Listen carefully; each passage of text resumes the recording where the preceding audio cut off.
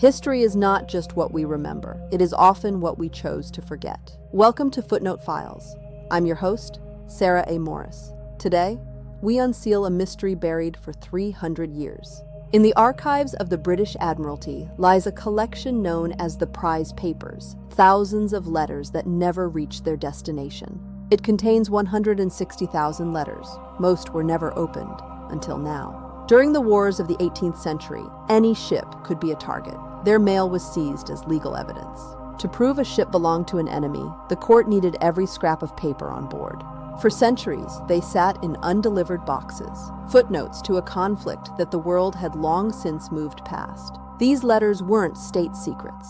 They were grocery lists, love notes, and news of births, all silenced by the machinery of war.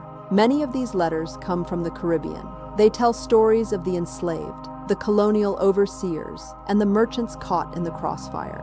We find letters written by mothers to sons who were forced onto ships, never to return. These are the voices that official history rarely records. They speak of heat, of sickness, and of a desperate longing for home. Each page is a testament to survival in a world that treated them as nothing more than cargo. We are only now beginning to hear their pleas for recognition. These letters are the only surviving record for many who were otherwise written out of existence. Take the case of a merchant in Amsterdam. For years, he wrote to his brother in New York, trying to settle a debt that would save his family from ruin. We see his handwriting degrade over time, the ink becoming shakier, the pleas more desperate.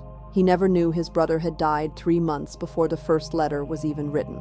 The Admiralty Court held his letters as evidence while his business collapsed. It is a tragedy documented in real time, preserved in a box labeled Exhibit B. This is the raw reality of the prize system. The merchant's life was reduced to a footnote in a legal battle over maritime law. But letters weren't the only things intercepted. Inside these envelopes, researchers are finding silent witnesses, small objects sent as tokens of affection or survival. A button from a favorite coat, a lock of hair, a dried flower from a garden 3,000 miles away. Even seeds, intended to be planted in a new world, still resting in their paper packets. These aren't just artifacts. They are physical connections to lives interrupted.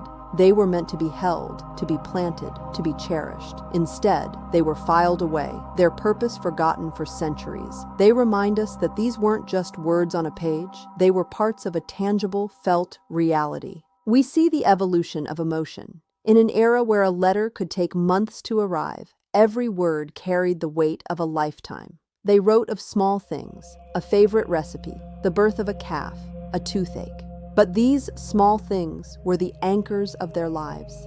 In these letters, dearest love isn't just a greeting, it's a lifeline. They shared their fears of the war, their hopes for a better future, and their prayers for a safe return.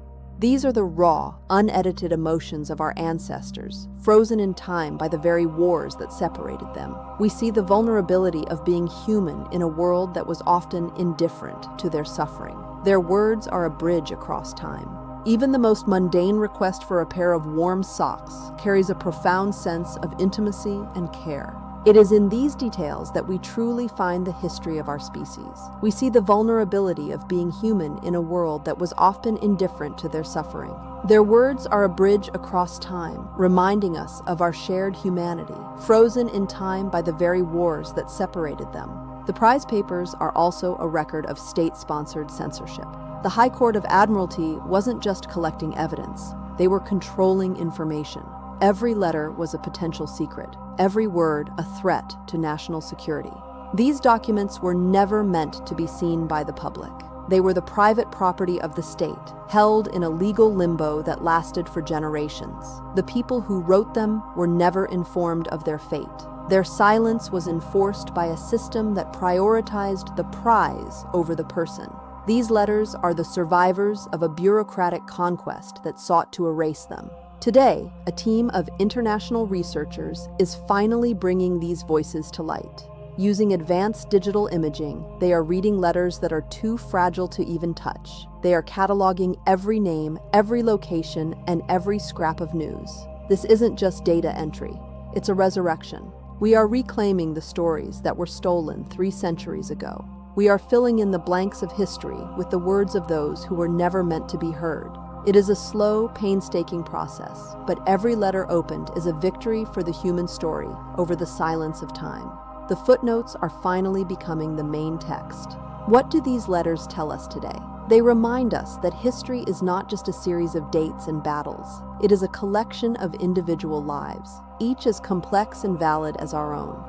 The prize papers are a reminder that the systems of power often overlook the very people they are built upon. By reading these footnotes, we gain a clearer, more honest view of our past. We see that even in the darkest times, the human need to communicate, to love, and to be remembered remains unbreakable. These are the stories that were hidden. Now they are ours to keep. We owe it to those who were silenced to listen to their words. Their silence has ended, and ours must begin. Because sometimes the most important stories are the ones never meant to be read. Thank you for joining us on Footnote Files. Next time, we examine a modern tragedy on American soil. The day a city government dropped a bomb on its own citizens. The Move bombing of 1985. A story of power, fire, and a neighborhood that changed forever. I'm Sarah A. Morris. We'll see you in the archives. Join us as we uncover the context that history tried to burn. Good night.